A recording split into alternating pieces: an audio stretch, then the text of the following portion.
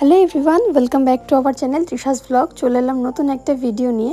তো আজকে একটা মেকআপ টিউটোরিয়াল তোমাদের সাথে শেয়ার করব।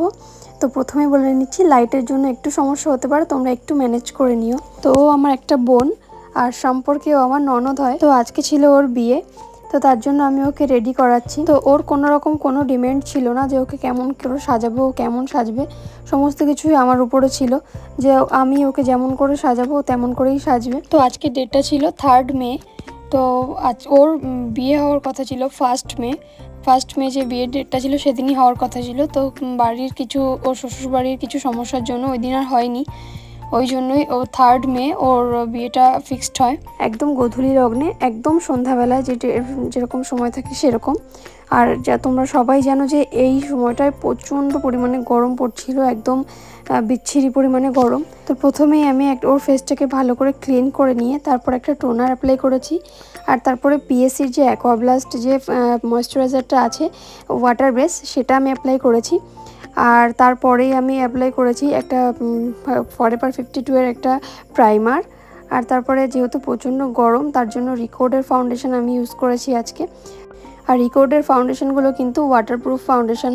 তো ওর ফেসে আজকে আমি অ্যাপ্লাই করেছিলাম 06, যেহেতু ওর স্কিন টোন একটু ডাস্কি ছিল তার জন্য 06টা অ্যাপ্লাই করেছি। তো আমাকে একজন দিদিভাই কমেন্ট করেছিল যে আমি যেন সমস্ত প্রোডাক্টের নামগুলো নিই, ওই জন্যই আমি সমস্ত প্রোডাক্টের নাম নিয়েই বলছি। তো যাই হোক, রিকোডের ফাউন্ডেশনটা কিন্তু ওয়াটারপ্রুফ ফাউন্ডেশন, গরমের জন্য খুবই ভালো। ওই জন্য আমি রিকোডের ফাউন্ডেশন ভালো করে অ্যাপ্লাই করে নিয়ে ব্লেন্ড করে নিয়েছি। তবে একটা জিনিস, রিকোড কিন্তু একটু ড্রাই ফাউন্ডেশন, তো খুব তাড়াতাড়ি ব্লেন্ড করতে হবে। তো তারপরে ভালো করে ব্লেন্ড করে নিয়ে আমি রিকোডেরই একটা কনসিলার অ্যাপ্লাই করেছি। তারপরে কনসিলারটাকে ভালো করে ব্লেন্ড করে নিয়ে ফরএভার 52 এর যে লুজ পাউডারটা আছে সেটা অ্যাপ্লাই করেছি। সেটা দিয়ে ভালো করে বেস মেকআপটাকে সেট করেছি। আর এবার আই ম্যাজিকের যে ব্লাশার প্যালেটটা আছে সেখান থেকে আমি ব্লাশার নিয়ে ওর ফেসে ভালো করে অ্যাপ্লাই করছি। যেহেতু ওর ফেসটা একটু কন্ট্রোলিং ফেসই ছিল, ওই জন্য আমি আর বেশি কন্ট্রোল করিও নি, হালকা মতো একটু কন্ট্রোল করেছি। নোজটা একটু কন্ট্রোল করে নিয়েছিলাম, খুব একটা কন্ট্রোল করিনি। তো তারপরে ওর চোখের নিচে পাউডার দিয়ে ওর ফেসটাকে আমি বেকিং করে নিলাম। নিয়ে তারপর ওর আইব্রোটাকেও আমি ড্র করে নিয়েছি। আর চোখের উপরেও আমি কনসিলার অ্যাপ্লাই করছি আই মেকআপটা করার জন্য। তো চোখের নিচে পাউডারটা বেশি করে দিয়েছিলাম, তার কারণ যখন আমি আই মেকআপটা করব তখন যে ফল আউটগুলো হবে সেগুলো যাতে আমি খুব ইজিলি ঝেড়ে ফেলতে পারি, যাতে ওর মেকআপের সাথে সেগুলো বসে না যায়, তাই জন্যই পাউডারটা একটু বেশি করে দিয়েছিলাম। তারপরে চোখের উপরে কনসিলার লাগিয়ে ভালো করে ওটাকে ব্লেন্ড করে নিয়ে একটু পাউডার দিয়ে হালকা করে সেট করে নিচ্ছি।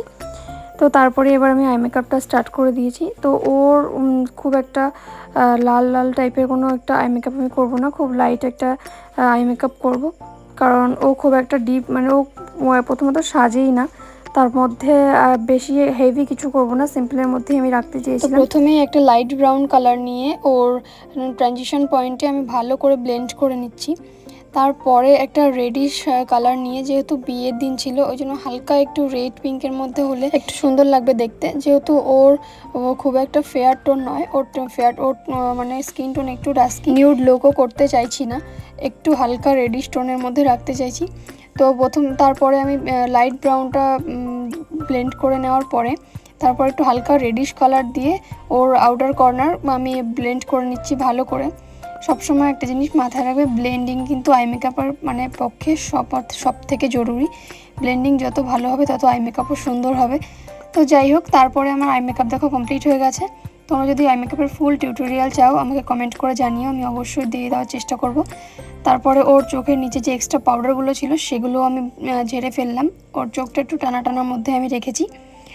তো তারপরে ঘরের মধ্যে জায়গাটা অনেকটা ছোট ছিল, লাইটেরও অনেক সমস্যা ছিল, তার জন্য সরি। আর তারপর আমি ওর হেয়ারস্টাইলটা করছিলাম, হেয়ারস্টাইলটা করে নেওয়ার পর ফাইনাল লুকটা তোমরা এবার দেখো। তো এইটা হচ্ছে ওর ফাইনাল লুক। তো তোমরা জানিও যে তোমাদের কেমন লাগে। আর যদি ভালো লেগে থাকে, যদি আমার কাজ ভালো লাগে, তাহলে তোমাদের স্পেশাল দিনেও কিন্তু আমাকে বুক করতে পারো। আর আজকের ভিডিওটা এই পর্যন্ত। ভিডিওটা ভালো লেগে থাকলে লাইক, কমেন্ট, শেয়ার, চ্যানেলটিকে সাবস্ক্রাইব করতে একদম ভুলবে না। দেখা হচ্ছে নেক্সট কোনো ভিডিওতে। সবাইকে টাটা অ্যান্ড গুড বাই।